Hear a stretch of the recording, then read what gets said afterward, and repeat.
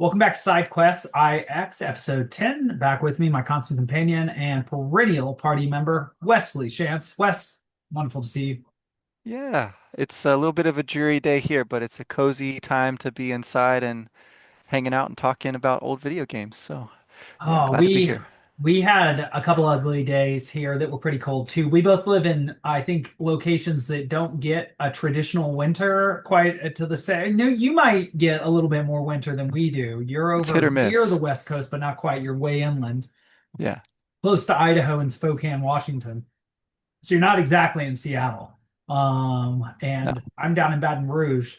It got down to the 40s last couple of days and was pretty rainy for a day and a half. But today is beautiful. So even though it's a nice day to get out, I've been outside. I'll be outside later. I'm happy to be cozy talking Final Fantasy IX with you. Right on. Right on. Yeah, and we left off last time with a pretty important storytelling beat that Zidane is in charge of. And then after that, we have the wedding ceremony, which we kind of pointed ahead to a little bit because there was all the talk about death in the Black Mage Village and burial and rituals and so ceremonies associated with that. So this time we get kind of the flip side with the marriage ceremony. Uh, and you mentioned doubling last time too, which is great because that village of mages sort of reflects the village where the mages were being created back in Dali. And now this time it's the same thing where we have not one but two wonderful marriages to attend in quick succession. Um, and they are very surprising, I would say. I guess we can kind of look more closely at them. Um, and then we also get a kind of doubling that happens with the love theme, where from the marriage we then go chasing after this little kid who very quickly falls in love with Zidane and starts to kind of like the kind of subtext of the whole thing is that what she is doing to him, he has been doing to Dagger the entire game so far, and that is brought like to the surface eventually in the Iifa tree. So it's kind of an interesting form of the love triangle as doubling. And so yeah, that's a big theme that is definitely starting to pique my interest here. Yeah. Yeah, no, so this is a very interesting time. So we started in the Village of the Black Mages, and I caught up with you finally and got to see Dagger and Zidane speak. This is a very pensive part of the game. Even Hmm. though the mist has disappeared until we get to the Iifa tree, but then disappears again. Um, it's almost as Yeah. if our own perceptions of the world as it is, as well as the place that are the characters we've been playing within the world are themselves becoming unfogged or unmisted or unclouded Mm. in some ways. And so we see Vivi during this time doing lots and lots of thinking. And we see a fundamental difference between him and Zidane. Zidane even says, "Don't think so much." And that, as a thinker, as anybody who knows a thinker, or perhaps thinks of themselves as a thinker, knows that's like telling somebody not to feel bad, not to think too much. If one is a thinker, one thinks about things, and the only way to get through certain issues is to think them through. Um, so Zidane's advice, as okay as it can be to young people who are on the move and have to go from one thing to another, and have very limited control over the fact that their fate and time seem to be moving them forward like us, like old side-scrolling video games. Um, Once one gets a little bit older, one cannot just, or perhaps one can resort to not thinking through what one needs to, what is bugging one. But that I don't think is the optimal way of doing things. That said, all of this thought does lead to Vivi eventually owning the fact that he is a black mage, that the black mages do not stop, that they do die. And this is a concept that is hard to wrap his mind around because where does one go, he asks. And what becomes of one after death? And we also find out that the lifespan of these black mages is not long, a Mm. year, a year. And so he's really quickly got to think through what the meaning of his existence is. And he seems to settle with some help. Um, on being with his friends, on fighting alongside his friends, not just staying in the Black Mage village. And I think this is again another interesting moment, particularly given the differing races, the nature of the team, and the nature of the goal or telos of each individual on the team. What seems to join them together is not their class or race. It's the fact that each individual is trying to find themselves, and in some way that also segues into helping to save the world. So it's very convenient and good thing. But so Zidane admits, as you mentioned last time, that there's this blue light, that his father is an adopted father, Baku, a little bit violent, but also a good dad who seems to love him, but different. Expresses his affection in a very highly masculine, violent way. Um, and then Dagger, of course, can summon, and we meet Iiko, who has this horn. Dagger doesn't have a horn, but would seem to have some relation to this place, Madain Mm. Sari, that is perhaps and not an acronym, but a mixture of letters. I'm not sure. Sari, of course, reduces to airs if you remix the letters. And Mm. Madain, I haven't had enough time to really put it together, but I'm not sure if it and again I'm forgetting the term for when the words get or the letters get mixed up, like I am Tom or Tom Marvolo Riddle and I am Lord Voldemort. But do you remember the Oh, term? It doesn't matter. uh, no, I'm forgetting also right now. Sorry. I'm No, looking up no, it's all Madain, right. sorry. So it sounds like there's possibly a root in Arabic that means city or town, like Medina, Madain. Medina, yes. Yeah. Medina is an Arabic word, but Madain, I don't know. It is possible it's just a localization issue. And Yeah. of course, they did try their hand at Scottish, these Japanese English localizers with the dwarves that we were in. But okay, Yeah. so that all just goes to say is that when we get to the Iifa tree, very interesting name there with the double I beginning, the tree itself not only is extremely reminiscent of spirals from Final Fantasy VII, the spiral going down the Mhm. uh, the mansion at the Shinra mansion, but also Yeah, yeah, the final dungeon in the Northern Crater, where one gets closer and closer to the glowing life stream. There's a glowing green.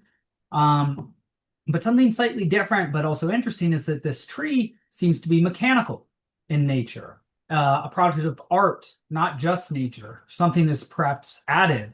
There's a relationship to Kuja.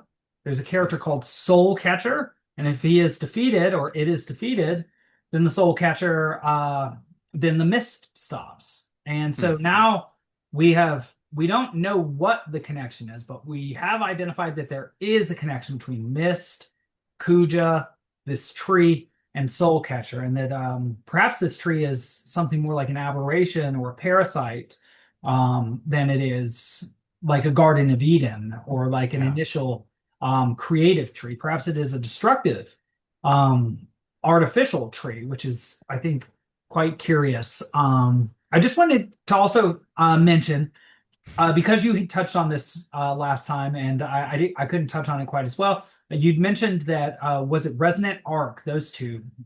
focus a lot on the rituals in this text, and like you said, we saw a burial and sort of burial conventions, and now we've seen wedding conventions. So very interesting conventions.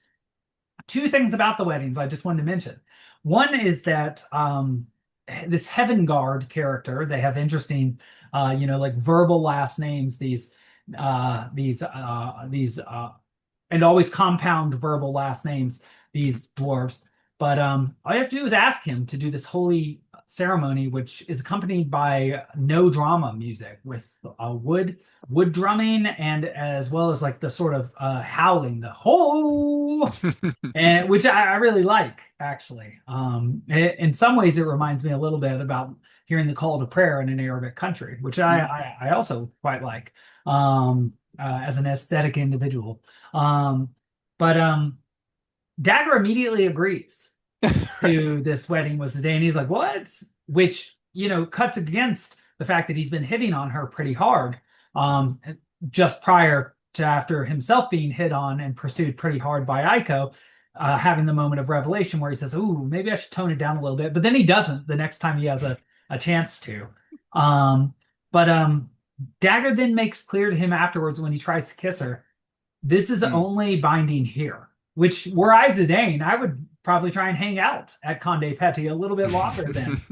But then, right, Quina and Vivi get married, and they both say that they're so happy, which is interesting. And again, this is very. It's amazing how Final Fantasy, sort of in a again analytical psychology way, 20 years prior to issues becoming big, has this marriage between. This is much more than like a trans marriage. We've Hmm. got an interspecies marriage, not only interspecies, but a creature that is described as S/he and they and he, so all sorts of pronouns for Quina, is a different species from Vivi, but Vivi would seem to be not even a natural creature, a manufactured creature in Quina. So there's far more than just a homosexual or a trans unifying here. Is quite beautiful. Even though there is not a propagation element to it, they seem to take they both seem to get something out of it. Besides, yeah, it causes them joy, which to me, I don't know if I'm just taking my lumps. I didn't just see that as ridiculous, but I saw that as sort of beautiful. Yeah. While also hedging that with, obviously, this holy ceremony is being used by these four individuals in order to progress. Yes. Yes. Yeah, it's a bit like, if somebody gets married for a green card or something like that, Mhm. right? It's a bit utilitarian, a bit cynical, but I think that is immediately, yeah, undercut because on the one hand, there is a complex love story going on between Zidane Yes, and yes. Garnet, right? I mean, so As they're Iiko finds is trying to navigate as a 6-year-old. She's very smart. I really like Iiko. She's yeah, probably yeah. my favorite character right now, by the way. She's wonderful. Yeah, the way that she is introduced is as a thief, right? So Yes, the as a first thing thief. we hear about her is she's likened to the Zidane in that way. Mm, And then the next thing we learn about her, right, is that she's a summoner and she has a mm. particular affinity with the Mughals. And this one in the chase scene, Quina goes running off after it, Yes, I leaving want to a eat it. spot in the party, right, which Aiko fills in beautifully as the next sort of funniest character, comic relief character. But she has a lot of pathos to her as well. Yes. And so I think the instinct that there might be some kind of thing going on with the letters rearranging. The word is anagram, by the way. Anagram, thank you. Okay. That seems like something like what's going on, figuratively speaking, with the way that these characters keep coming in interacting Mm, and moving around, right? Like the variations. And yeah, the way that Vivi and Quina are both not quite human, but have as much or more humanity and personality than all the other characters in the party, right? And they're right. um, I think it is legitimately beautiful when you take all of that together. There's a parodistic element, but also a very earnest and heartfelt element to they're saying that they're happy in this moment. Well, because neither of the so Zidane and Garnett, Dagger, ostensibly understand the meaning of the ceremony that they're going through, and understand it enough to put parameters around it. Parameters. Zidane says, "Wow, you're going to agree to that with me," understanding its weight, whereas Dagger says, "Only here." Yeah. So understand. Whereas Quina and Vivi, ostensibly, the coup do not have. They may have a marriage ceremony, but we've only ever seen individual coups. They Mm. seem to live with some sort of child or apprentice. Hmm. So Quina has a master. Vivi had a grandfather. Mhm. But marriage in some ways wouldn't make sense with the Black Mages, though of course there will be this odd thing where Vivi has kids later. But I don't detect gender at all with I don't know if gender exists for either of them, for the Black Mages or the coup. Um, which Okay. but the coup do seem to duplicate in some way or to Yeah. reproduce. I don't know if they duplicate. So it's possible that they have no understanding of the ritual at all. And because of that, just feel sort of the holy matrimony. They just feel infused with some sort of connection to each other that they don't understand, but do appreciate. It's strange, but not weird in a crude or disgusting way. Mhm. It's sort of naively beautiful. I like it. It makes me smile, but not with derision.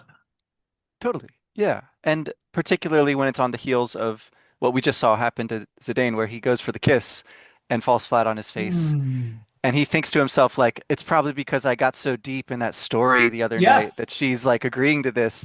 He completely does not understand uh, just how, particular this is for her. It's about getting to the next spot on their quest. And And I think that in sort of a Leah and Rachel sort of way, contrasting Vivi and Zane shows the weakness in his outlook and his Mm, Weltanschauung. It would seem in our extroverted culture that the people of action, particularly in America, with like the business people who don't ever reflect on the meaning of their lives but seem to be successful, compared to say the intellectuals like us who are so poor and don't have as much. But Vivi, for all the unhappiness he's going through, accepts who he is. Even in the wake of being described as being just like these other black mages and being created. And Zidane says, "No, Dagger, how could you say that to him?" In front of him, he says, this doesn't upset me anymore because I've integrated what I am.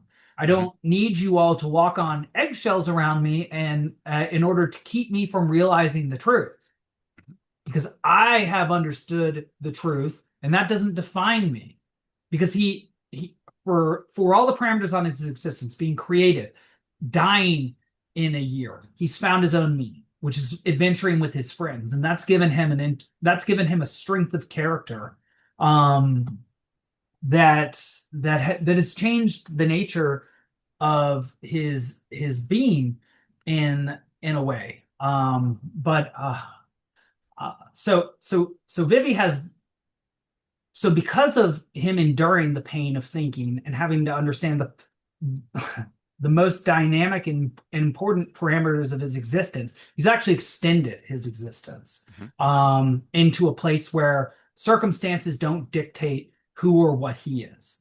He does through his own choices, and that's amazing. But Zidane doesn't see the world correctly yet. He Yeah. misinterprets his own origin. He misinterprets Dagger's intention towards him. He doesn't see. You can tell that he doesn't see, and he's slower than Vivi. Mhm. And again, he cares about the people around him and seems to be in general a good person who is heroic, as Eiko observes of him right before he pees near her in a very Ulyssian way. That's right. Um, uh, but he right he has not yet done the necessary painful thought work that Vivi has done to try and understand the world at a deeper, better, more accurate level, and then as a consequence of that, understood himself. He is still an utter mystery to himself. The person that he has a huge crush on is also a huge mystery to himself because she, and hypothesis time, I think she moves from a sense of huge responsibility. He does not.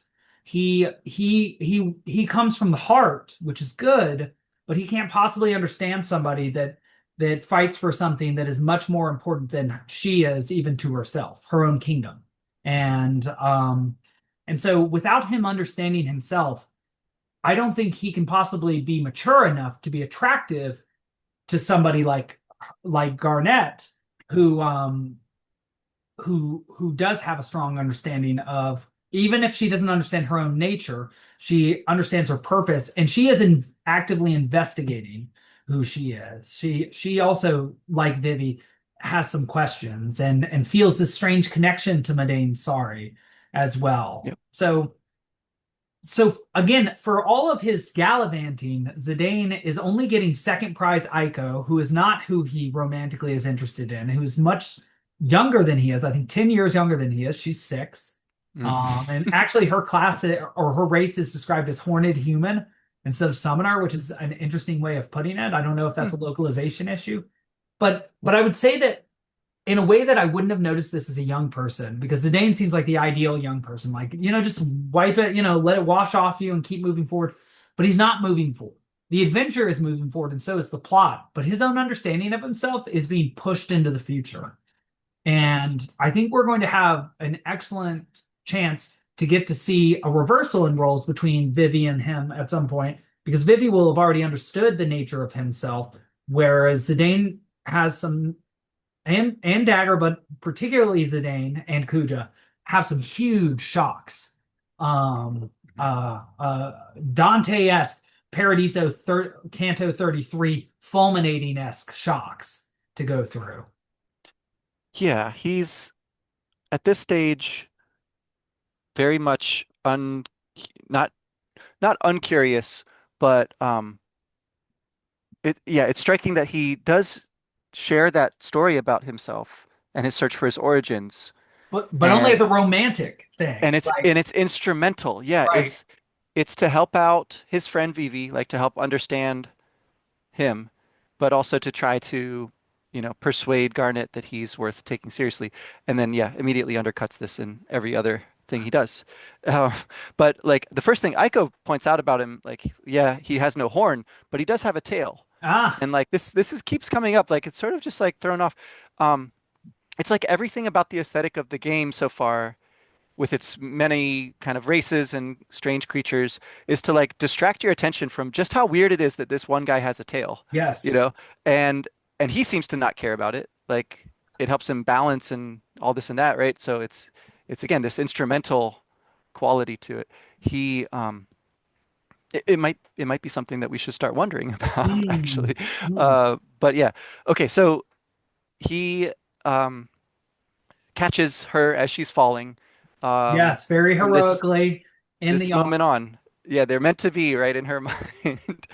And all that stands in the way is this pesky other girl, And again, there's this duplication, right? They have the same summon abilities, but they summon different eidolons. They have the same white magic, but they cast different spells, or slightly different anyway. Um, and of course, there's the age difference, right? Like what has been so important so far is Dagger's age, her coming of age, and then on the other hand, Aiko being a little girl, but so like smart for her age, right? Very So mature. funny, and she reads these books. It turns out that her favorite Just author like is also Dagger. Lord Avon. Yeah, these ancient books. Um, yeah, so she had a grandfather just like Vivi, who is now gone, and so she's alone, and that's kind of her defining, bit of script in the very beginning She's when so all lonely, she the says. profiles come up. Yeah, yeah. And that's what she worries about the most, it seems like, and doesn't want to let on. And so she wants to not be alone so badly that she might mess up her chance at not being alone, like coming on too strong, this and that. Yes. And yeah, so she's a really interesting character and really in this lineage of characters as well. Um, like there's this kind of type that she's fitting into of Realm, one of the last characters who joins the party in FF6, like a very strong magic user, but also young and to all appearances like quite vulnerable Mm. child. And there's another one, Rydia, in Final Fantasy IV, who's also like a very powerful summoner, but starts the game very young and then ages in Fairyland and comes back sort of like grown up towards the end of the game. And And so, that's interesting because yeah, we find out that the Mughals are fairies. And exactly. so she lives in a fairyland. Just yeah. Yeah, so whatever is going on in Madain Sari, there seems to be this mystery about what happened to the other summoners of her tribe. She's not ready to talk about that, or maybe she just needs to sort of do some other things first. Like her priority is making friends and not like lore dropping, really. But there is this part where, yeah, as you mentioned, Garnet, she starts to have these kind of senses, feelings of you know, an uncanny connection to this place. There's the possibility that this is actually her home in the same way that, um, you know, for Zidane, he's searching for his home. For Vivi, he's found this place that's ostensibly uh, the home of the Black Mages. And again, yeah, well, with Vivi here, he finds the source of the mist. So there's this like again this like variation on that theme of a place to call home. Um, of course, it's kind of a horrible origin of the mist, and he makes the very heroic choice um, to fight against that soul cage monster and destroy it, and end the production of mist, right? This process of which mist is the byproduct remains mysterious. We don't know what the actual process is, but we know the mist is the byproduct of it, and that Soul Cage says, if you defeat me, you won't have any more black mages produced.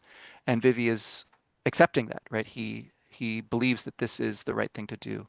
Um, Now to step back, I mean, I really am interested in, as we were talking about before, the black mages and Vivi in particular, as a kind of um, idol or image microcosm of the game as a whole, of the series as a whole. Hmm. And so, like you're saying, this idea that there's like an artificial thing that has natural growth coming up around it and developing around it and like forming these ties and forming these relationships. Um, it strikes me that if that's the case, what we're seeing here is the the enactment of a little play in which one of these games destroys the production of other games like it. Right? This is the moment in which Final Fantasy series says, we will not make more Final Fantasies like this. We are not doing this anymore. This energy of mist is a byproduct of something else that we're after. And what that is remains to be seen in the context of this game, at least. But I think you're very right that it's strongly reminiscent of the imagery that goes with the kind of twofold nature of the life stream slash Mako energy, right? Again, there's like a natural form and an artificial form. And it's all about like, how are we going to connect with and use, maybe use is even the wrong word, how are we going to relate to or Hmm. be present with that natural form of the energy and not, turn it to this very nefarious purpose of, consumerism, violence, et cetera, et cetera. And the fact that Vivi lives for 1 year, right? These black mages, these artificial ones live for only a year. Just Can like he transcend that? Like a game, right? The game comes out, it's enjoyed, it's forgotten, it goes back under again, right? So, but he is going to survive, is our hope, right? Because we care about him. This kind of game is going to survive in some form, despite the fact that its production is ceased, And so I just think that's quite, and he's married to Quina. What is that about? Marrying this seeker of deliciousness, right? This gourmand. Um, that's the player, right? I mean, Quina is basically us. We're appetitive. We're looking for something fun to do. I don't know. So I don't know how yeah. deep you want to go with the No, no, allegory there, no, but no. I want yeah. to go really deep with it. Okay, so let Okay. me see if I can touch on each bit of them. So something that connects Vivi and Quina now that Vivi has discovered the meaning of his life is that they both know their purpose. Hmm. Even though they're still adventuring, the adventure is itself their telos. Yes. Vivi wishes to help his companions in whatever they do. So it doesn't matter where he goes, so long as he's with them. Quina wishes to taste food. He's tasted some awful food in the village of the summoners and in the village of the black mages. Nothing really to eat around there. But he does, in a very, I think, beautiful scene, help Iiko and teach her some lessons. Like I had not, I had one too few people to be cooked for. And he says, "Oh, you always have to cook for one more." Yeah. And I had forgotten about him as I've started forgetting about Freya and Beatrix and Steiner. Did we have another team? It's been It's hours very and hours, conspicuous. right? Yes, Okay. by their Okay. absence. Yeah. But so these two characters, as odd as they are joined in that they understand the nature of their beings. One wants to eat. He's a blue mage. He does what he does. And that actually made me think a lot about when we first started talking. I was not pursuing the career that I felt meant to. I was a teacher, and I still identify as a teacher and call myself a teacher.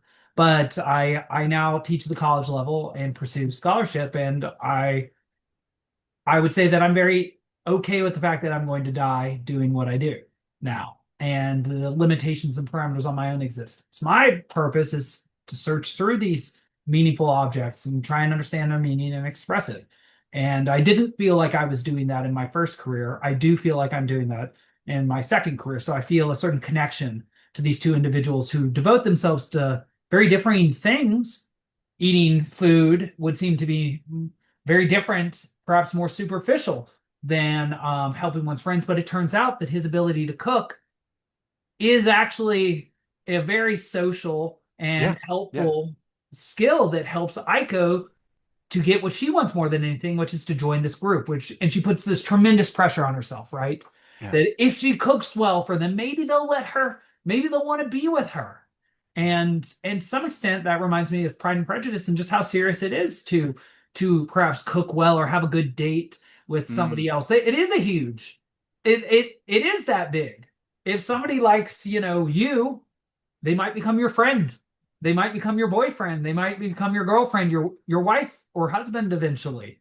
yeah. And so it is transformative and important and not as superficial as I think a reductionist could try to make it seem. Like, oh, why cook for somebody? It's like, well, to cook for someone is to love someone, and so perhaps it's not a small deal at all. That said, the Black Mages like Final Fantasy, so they keep their numbers too, right, Wes? They don't rename themselves. Black Mage 288, one whatever. Vivi's the only one that has a name. That's true. What? Even the How did Black we get his Waltzes are name? named. Is it Rat Kid who asks him his name back at the start of the game? I can't remember. Yeah, yeah. I I forget the now. Rat Kid does ask him and then tries to enslave him. And interestingly, everybody's trying to use them, but that is the key as well. So, okay, so Vivi is ending the mist and the production of weapons. But that raises the question, is he the same as one of these unconscious, unawakened, non-woke, as it were, creations? And I think the decision he makes is that even if they were the same as he was, they are evil and shouldn't and are weapons and should be destroyed. Even if that create stops the condition that allows for more of his people who are the conscious mages to come into being.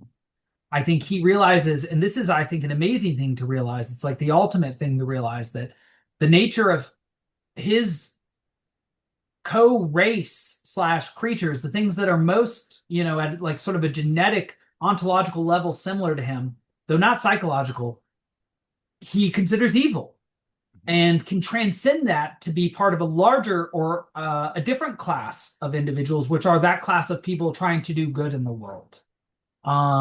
Which makes him sort of like a philosopher, cosmopolitan, like a super meta class. And Mhm. again, adds to the fact that he is one of these sort of enlightened beings that now exist, like Queena, but different. So much so that he can literally cut his race off at the root and Yeah. and end their capacity for being, this is in some ways a genocidal act. Hmm. It Hmm. is or it is literal, again, this is literal in the correct way of using it, in eradication. It is a removal of the root of the black mages. But Yeah. the black mages are made to be weapons and are used to destroy. But some of them have transcended that, and Mhm. but after having begun as that, though, importantly, remember the one that we talked to when we asked about the process of becoming conscious, and I'm definitely going to write about this because it's so interesting. He's like, I just woke Yeah. up. Do you remember being born? It's like I Yeah. was next to a pool of blood, and then I felt fear. Hmm. And now I feel something like existential dread. They don't put a word on it, but Vivi's like, I'm shaking, understanding. Hmm. Hmm. Um, so that all goes to say is that they were made to be used, to be instrumental. However, these black mages have become more, but they're still insecure about it. They bring this up. You're Yeah. just here to use us. Humans just want to use us. Um, Yeah. and I think this speaks to how one can play the game. Most people just want to use it for an appetitive, sort of time wasting, escapist bit.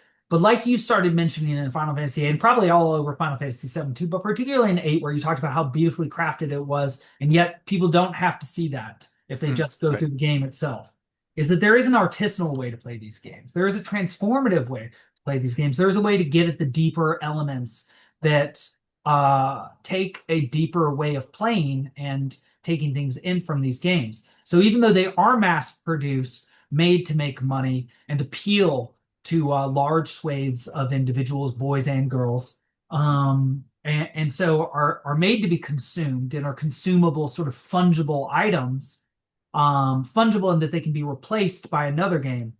They're still irreplaceable, and more than that, in that this art and soul has been chosen to be put into the game Yeah. by, and in fact, before Sakaguchi, and this is something the Final Fantasy Union really hits hard. Before Sakaguchi left the series, the ethos was there will never be a sequel, a direct sequel. Right. Yeah. After he left and they had huge financial difficulties, and I think this speaks to your point, you started seeing more projects like Advent Children and the Final Fantasy world, or Mm, Final Fantasy VII world started to get built out. Ever Crisis, Crisis Core remake, all of that. 10-2, yeah. the 13 trilogy. Like obviously they have corrupted their ethos that That's way, right. or they have moved in a different direction, they would say. And And the unholy alliance with Disney that is Kingdom Hearts. Let's not forget that one. And then, yeah, right. And so they've had to do things to ensure their survival Hmm. that would have been unthinkable at some point. But I think that speaks to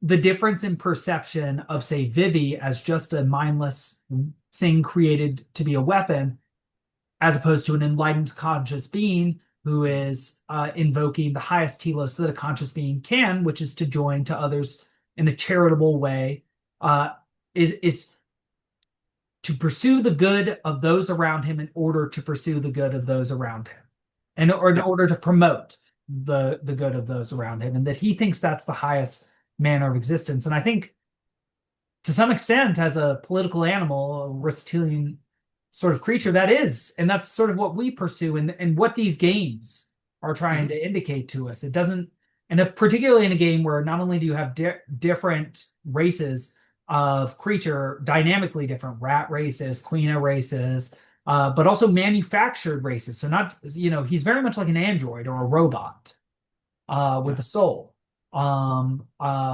We see that what make and with a game where names are changing and people are discovering new things about themselves and identity is constantly changing, this game is really putting a pin on what the essence of a conscious creature and I think also a work of art is. It's like, yeah, you are this Yes. workaday creature that has these finite bounds that seems very much lower than the angels, and yet you can house within you the greatest purpose in existence. Yeah. It, I love this. I just have to say yeah. on this point, right? There's something so, cliche or trite about, a game that's about, chibi anime characters saving the world, going after like the meaning of life, right? Like on the face of it, that's absurd. And yet, uh, all of the great RPGs from this era, which I think, yeah, Sakaguchi's there kind of at the beginning, and arguably is his departure signals the end of this era. Um, they are all after this. They are all after the biggest fish to fry, right? That art can aspire to say something meaningful about how to live a good life and to participate in that and allow our experience of the game to be a participation in that. To, yeah, as you say, foster those kinds of relationships. So I don't know, just love that in this moment there are, as you say, the right number is 11 because we forgot about Kina, but the right number is actually 12 because there's the player, right? If you want to think of it that way. So Ah, the there's fish 12. and the fish imagery And too. then the Right. fishing. You fish and it's really big and it's a big fish and out comes Quina. It's a fisher of them, a You're fisher a of fisher of them. them. And so good. You're a And point Landry's of what sorts. she Yeah. they she they is a wonderful cook and has this kind of deep wisdom about the nature of cooking. Yeah. And cookery is, this thing that brings us all together. And yeah, I really enjoyed this part of the game. Um, I would love to just spend more time here. And there's this part of the side of the village that is the kind of holy place, right? Where Dagger goes, the Eidolon Wall, the Wailing Wall of Jerusalem Temple, right? I mean, it's a ruined Um, piece of a sanctuary. And she goes in and she can see like this imagery, and it's like this moment of ekphrasis, right? yes. Um, like the Dido wall in that Yes. in that book, or in Dante in Purgatorio, right? He's starting looking at Or the the wall. shield of Achilles, or There's a yeah. good one, yeah. And so they're doing this thing, which is, self-consciously referencing art within the game. And I again, this is something that all these great games do, and Temple of Ancients. they do it beautifully. And so she has this kind of very profound experience of, um, understanding that something terrible has happened in this idyllic place, right? It should be a garden land and it is barren. It should be a thriving city and it's empty, except of the fairies, right? Of this kind of memory or spirit that is there waiting to be revitalized. And Ico is the last vestige of that, you know? And so, yeah, I think what I'm trying to say is that the doubling, what I'm seeing happening with the doubling, um, like the tree in Clara and then the tree of the Iifa, right? The fact that the Iifa tree appears to be one kind of thing, a tree of life, and it's actually a terrible kind of machine doing something totally different, right? All of that seems to be indicating to me that what what appears to be, a video game with telling one kind of story, a Yes. very cliche one, Yes. is actually a vehicle for transmitting something that's way, way, way more profound. And it's not taking itself too seriously, but at times it will let that kind of peek through. And even a pretty casual player can't like totally miss some of the deeper stuff. And so people, they can't really articulate why, but these games come to mean something really, really special for a lot of people, even those who normally don't get really into thinking about stuff too deeply or something. And I think that makes them all the more valuable that they can reach all kinds of people. Fishing for all kinds of folks out there. Yeah. So that makes me think. So that this reminds me of our first or second conversation, one of our first conversations where we were talking about not yet being hooked. We were impressed by some of the Mm, seats of the game and how it was trying to wrap things up, and we also said that we had faith that it would hook us. mm, This also reminds me of when I said from I think an airplane when I was playing for many hours that I was finally caught up in the game. But this reminds me very much of a conversation we had with Final Fantasy VIII, where we talked about how obvious it would seem as a final fantasy with the good and evil to just draw mm, these superficial cliche contrasts, but that in fact does a great job of subverting those in order to tell a real, meaningful story. And perhaps this is a difference between a game that just sets out to make money and one that does make money because it is great art and thus speaks to something deep in people that people crave to differing levels.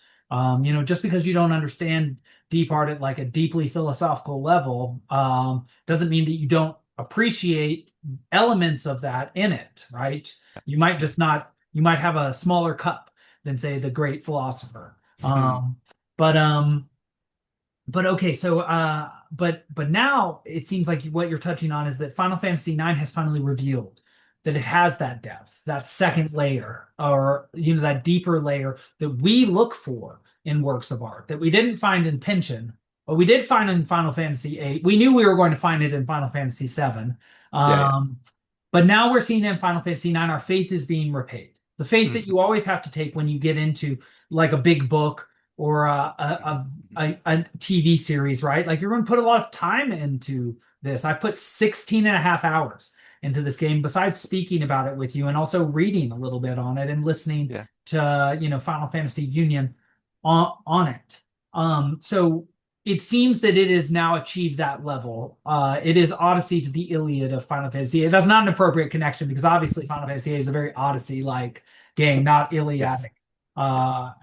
Really, not nearly as much Iliadic, even though there are some elements. But I wanted to mention that. Oh yeah, no, that I also sorry, I did want to touch on not just the doubling thing that I brought up last time on the deserts, the two giant trees that we've Mhm, seen, the sort of the summoners who are sort of like love interests. Of course, there's like a doubling and singling with the Hieros Gamos, the holy marriage between these two mhm, characters. Dagger and Zidane, again, this is like giving rings to each other with Renault and Squall, even though it's not official. There's there's just something to it. Why didn't Zidane marry Vivi or Quina for that matter? Why was it those two, right? If mhm, it could have been any two in the first place. But like you said, Madain Sari, the village of the summoners, ancient village with ancient wisdom in it, not only in terms of books, but in terms of art. And that wall that's like the wall in Aeneid 2 in Dido's Temple to Juno mm, is covered in these stories. Just like Aeneas's shield later in I believe book 8, as well as in Achilles' shield in book 18 of the Iliad, these famous descriptions of art. And we see these eidolons. And Dagger mentions that she's been missing something. This again speaks to these levels. She didn't even know that the summons were part of her until they were ripped from her and she felt empty. She felt like something was missing. Yeah. And so when this presence by absence motif. And then, like you said, right, there's this place is described as a sanctuary, like a Garden of Eden, and there's also Yeah. this very interesting tree near it, which should be like a tree of life or a tree of knowledge of good and evil, and yet is perhaps like the tree of life, very different from what we expect when we get into it. And so right, there's both there are both elements of like of an Eden, but also like a corrupted post-lapsarian Eden as well. The rubble, the ruin. Something it is called sanctuary, but it is a ruin. Yeah. It was a sanctuary. There's still some mana there. This also reminds me quite a bit of Xanarkand when you get there in Final Fantasy X. This Uh, place that's sort of, leading you along the entire way. Once we get there, and you have this idea of it as this perfect place from the opening, and yet it happens to be a ruin when you get there, and full of fairies, and they're literally called, I think, fairies there. No, fates are what they're called there, but they're very fairy-esque. mhm. And so, right, we get to this place that is in some ways the ultimate gathering place, but is a ruined ultimate gathering place, but is also the place in which Vivi comes to understand himself, and so still exercises that ultimate function in a way of housing, of having a certain mana quality to it, having this depth, being having something worth preserving besides just the crystal that's there, being holy, being protected, being still uh, uh, maintained by Eiko in a traditional way. Even though in some ways the soul of the place, which is the summoners and their civilization, is gone. Yeah. And also this tree, which would seem to be an Edenic sort of giant tree, is like we talked about earlier, perhaps actually artificial, not natural. And if we take seriously what this soul cage says, was meant to create mist, which is meant to create factionalism and conflict Yeah. between Yeah. the nations itself. So this tree doesn't have a preservative effect. It's made, and if once we learn what mist is, which is like, the souls of people like the live stream, it's Yep. like unnaturally in a Mako-esque evil way using something natural to the world in order to sew up something sort of unnatural, conflict and discord. Even though that is very natural to Final Fantasy VIII, and Squall tells the mayor of FH, hey, we got to fight in this world, and so that's why I do Yeah. it, not because I love Yeah. it. Here we find out that the conflict being stirred up is completely artificial between the nations. And Kuja is somehow related. So not only is he a weapons maker, and now we see the nature of the weapons that he makes, but he's making the weapons as part of a desire to create conflict. So he's not just a weapons maker, he is a conflict maker. He is the Yes. opposite of a peacemaker. He is a warmonger. We don't know why, but this too strikes me as antithetical to the imagery of an Eden, of a harmonious Yes. locus aminus. Yes. It's totally corrupted. And it's Artificial, not natural, evil, not good, war, not peace. and it's sealed off, right? There's a seal that's been placed around it, and this seems to be related to whatever went wrong with the summoners. They delved too deep, they summoned something that was too powerful and they had to Yeah, seal it in there. Um, Aiko yeah, can break the seal, and she seems pretty casual about doing so. yeah, It would seem like that might be a scary thing to do, but it turns out that she can open like a little portal for them to walk through without unsealing everything and letting all the mist out. And so it's fine, and you get a ruby for your trouble, and it's all good. But again, there's this quality of her connection to the land being somehow closer than the others. She communicates with the Mughals, and Yes. they are somehow like They fairy-like. can't even hear. It's like Aerith with the voice of the planet. Exactly, exactly. Yeah. No, so she's fulfilling that kind of role here. But she's such a small child. She has this incredible responsibility. And it's similar with Vivi, right? He's very Yes. small and yet carries the weight of this mortality, this question of identity squarely on his shoulders. And that's what the letter that you bring from the Black Mage Village is about. Like the Mughal there wanted to say something to comfort him, but couldn't bring himself to do it. Ah, And again, there's this idea that the Mughals, they don't really get what it's like to be human, you know. They can sort of observe and they comment like a chorus on the action, you know, but yeah. not a political chorus, a kind of fanciful, you know, whimsical chorus, and it's lovely. And but so all of this to say, like, the weirdest thing about this place is that Zidane evidently has the special touch, right? It's when he Right. steps on the platform that Yes. it activates. And it's not obvious at first that it's just him because he's the first one to do it, and then the others hop onto to not abandon him. Later, when someone else, I think it's Iiko, kind Ico of on the second intrepidly platform. jumps on, she's ready to go, it doesn't start up. But when he touches it, well, okay, now it's going to go. Right? Yeah. So again, there's like that's something they should notice, but they don't. Or if they do, they don't say anything about it. Um, it's kind of like probably what Zidane tried to protect Vivi from way back at the start, facing the Black Waltzes. He didn't tell them right away. I can't imagine that Garnet is not noticing that this only activates when Zidane touches it, but she doesn't bring that up in the moment. She's, letting him be in the dark a little longer. Um, and again, there's this kind of concept that like their experience here is all about trying to, do something about Kuja, right? Because Kuja's the bad guy, right? I think it's probably obvious that Kuja is not the one in charge if what is going on with the Mist and the Black Mages is a byproduct of some other process.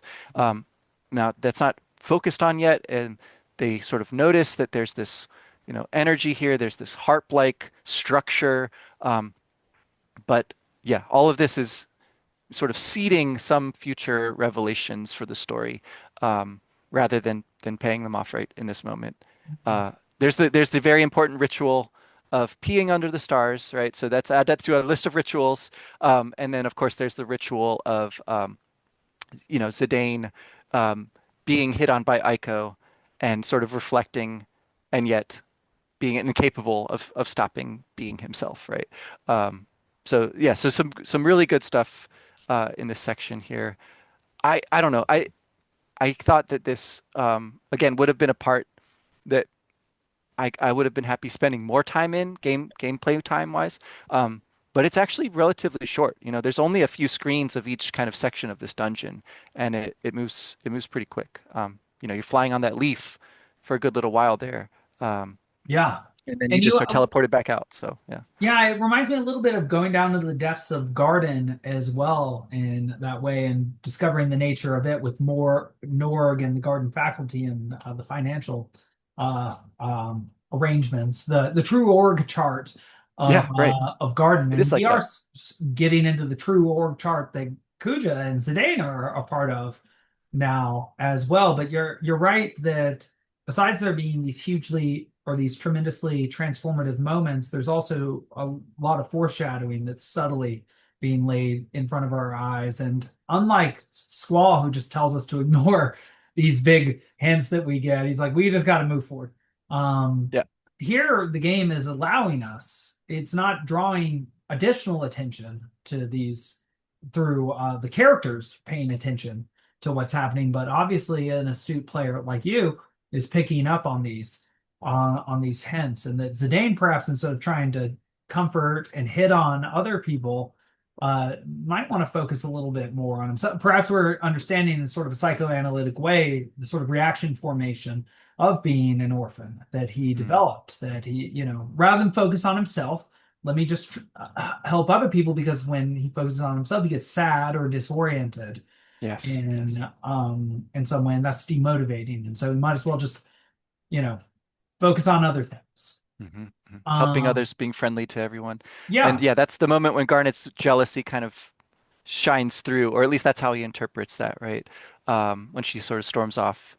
And yeah, I don't know. Their dynamic here is really interesting. When Ico observes something, they're not just friends. They're Yeah, not yeah. they are more, but they're not, and they are married in a certain culture that they don't take seriously. Another denigration of Scottish culture, perhaps, here, but through the Oh, dwarves. But you yeah, mentioned in Pride and Prejudice, that's where they go to get hitched, right? They elope across the border to Scotland.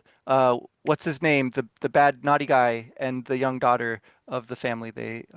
Yeah, so yeah, that's where you go to have a kind of shotgun wedding or whatever. that's where So you go to elope. yes. That's a because right, as a less civil people, they will allow this to happen, is the notion. You know, your civil neighbors, no, no, no, you know, or at least you don't want them to see. But okay, so one last, it doesn't have to be the last thing, but I know we're around where we usually get to. Yeah. Um, I don't know if Soul Cage is one, but the enemies that one fights, so just adding to the unnatural and yet also sort of Christian resurrection Eden imagery, Mm, we have zombie enemies yes. that we encounter on this platform. And so that's sort of also like this Vivi like animation and reanimation and artificial animation. So like zombies plus android questions, right? All these things that are they alive? Are they conscious? They seem very similar to like a human. They're different from a human, but do they have the essentially similar feature, which is consciousness and thus ethical responsibility and subject, you know, to ethical as well as legal law. Mhm, Um, mhm. uh, but we get two zombie enemies. I tried a Phoenix Down, it didn't work, but Cure worked just fine. Is Soul Cage Yeah. also a zombie? I think, yeah, I noticed that too. Sometimes life spells and Phoenix Downs do work, and sometimes they seem to miss. So it's Okay. almost like a status effect versus like cure Ah, spells always hit them ah, for an amount of damage. Yeah, yeah. okay. I think Soul Cage is one of these, gimmick bosses where you can just use a Phoenix Down and if it hits, he'll get killed with it. Um, Now I chose to just fight that battle straight up because again, boss battles, good items to steal. I accidentally I lit him forget on if I got fire anything and he good. used it against me. Terrible. There you go. Um, but yeah, so these battles are super easy if you know that, right? If you sort of Yeah. observe that. And so you could see that as a way of the game sort of like teaching the player because even an item here that heals when you strike with it. And so like almost accidentally the player could notice that, oh, it's actually doing damage even though it's supposed to heal.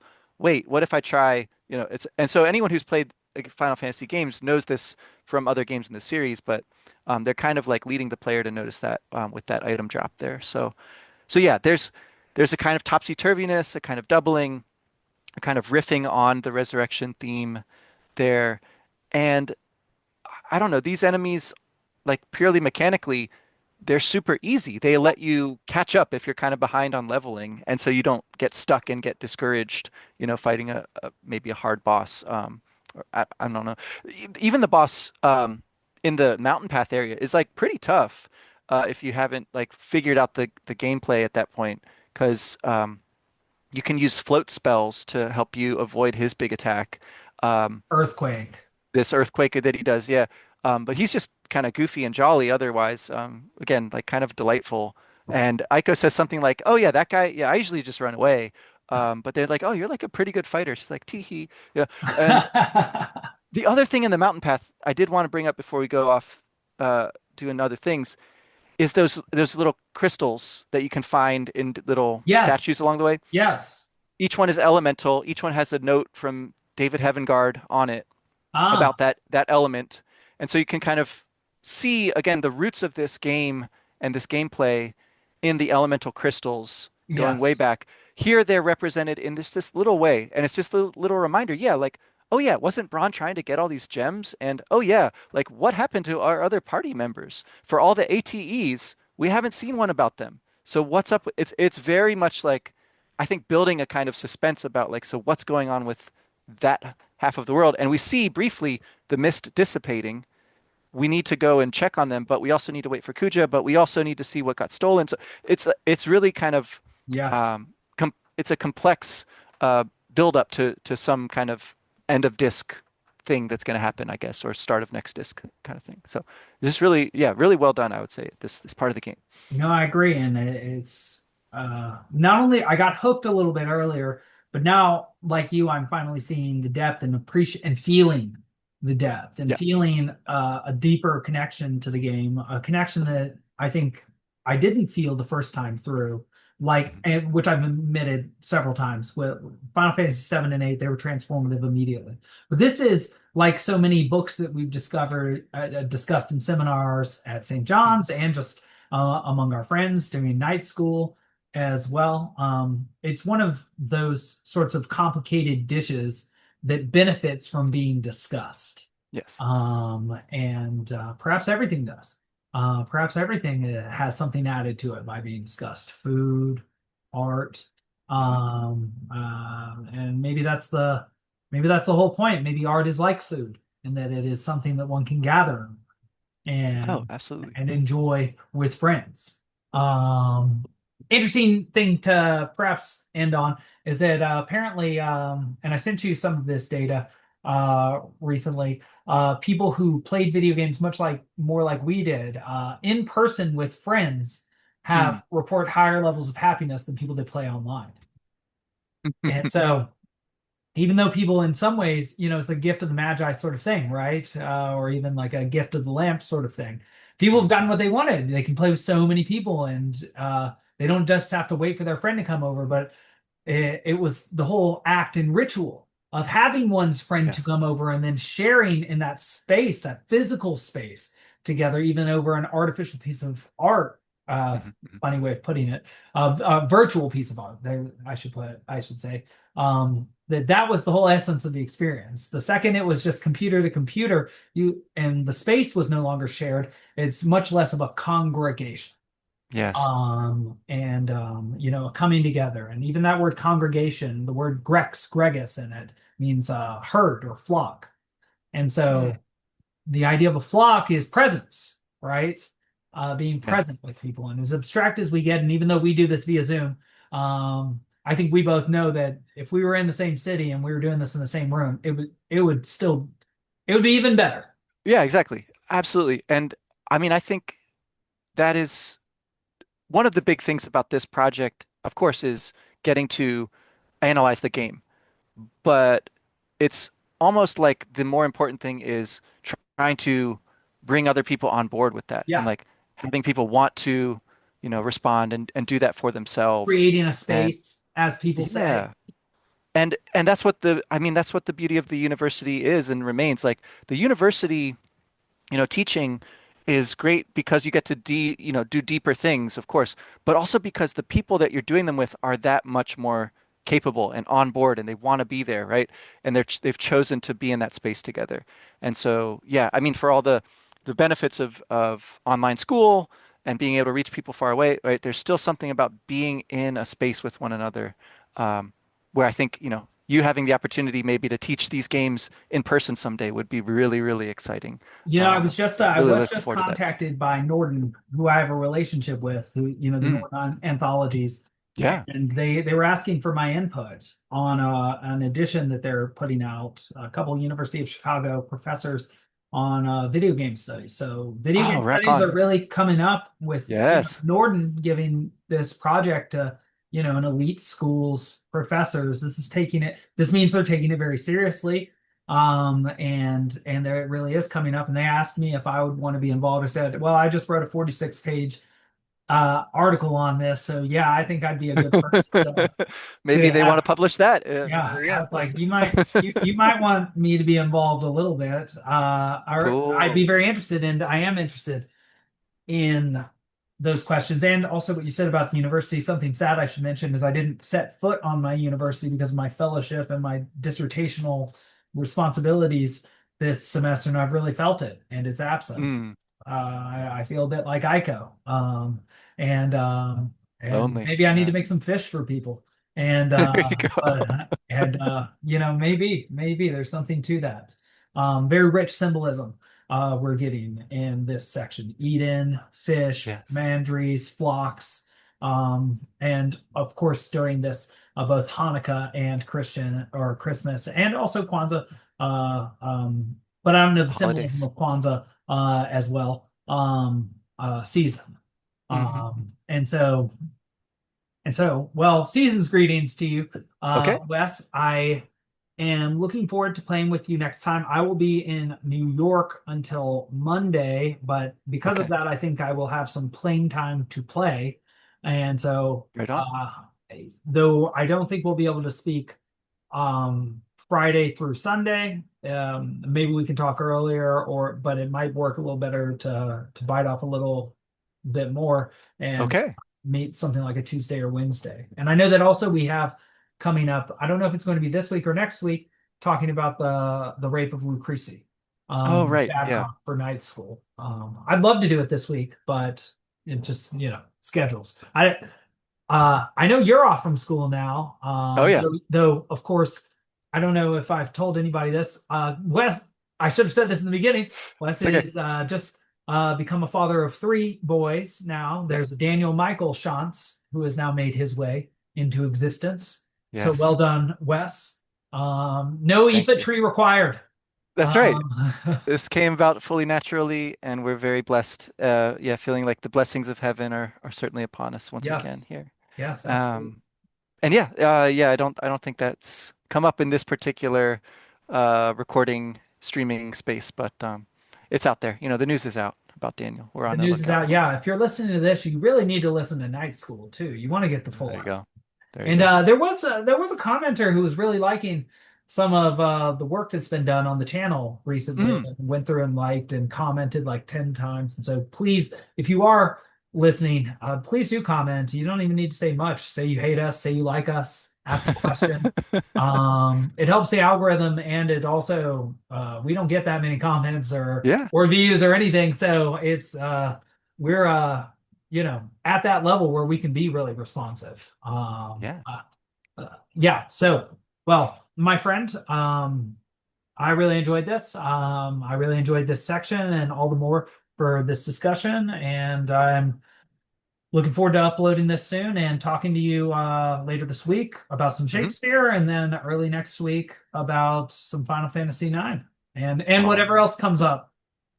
Probably a few other things. Yeah, I Probably a imagine. few other things. So yes, and of course we have to, like you said, bookend our Chrono Trigger discussion. Uh-huh. I did understand what you meant when you said bookend, that it would be a Okay, one okay. and a two thing. But I also, and I couldn't convey this through text in a single set of words, a sentence, as we say. But it also just sort of saddened me that would, is a fantastic suggestion and a good way to end it, but it saddens me that it's not a full, it's A its full own full playthrough. thing, Yeah, right? yeah, yeah. Especially after having played through, and I can't remember if I just played through that because you were playing through something else at the time. But something was going on No, I don't know. that kept us from aligning. I was like Steiner and Beatrix during this playthrough. I was There you off go. doing something else, and On another adventure. but no ATEs to see. But okay, yeah, so possibly doing something like that. And these weeks coming up will be good for me as they are with Okay, you, as I try and unwind out of these two projects that I've been so deeply bound to, and try and come back out into a wider version of the world itself. cool. Um, though probably not that wide to people who aren't intellectuals. They're like, what, just from one project to another? Oh yeah, yeah. Worlds are fascinating. These are perhaps the most fascinating parts of worlds, and perhaps they are worthy of being called worlds in of themselves, Totally. more than even many physical places. Um, well, with that cryptic thing uttered, I better go be obscure somewhere else because I'm not going to clarify anything else. All right. Okay, okay. Safe travels. Yeah, looking forward to playing up through probably the end of this disc, I think, Yeah, and let's get to disc three. keep Uh, on moving. All right. keep on moving. Let's keep on moseying. Sounds good. Take care. Thanks again.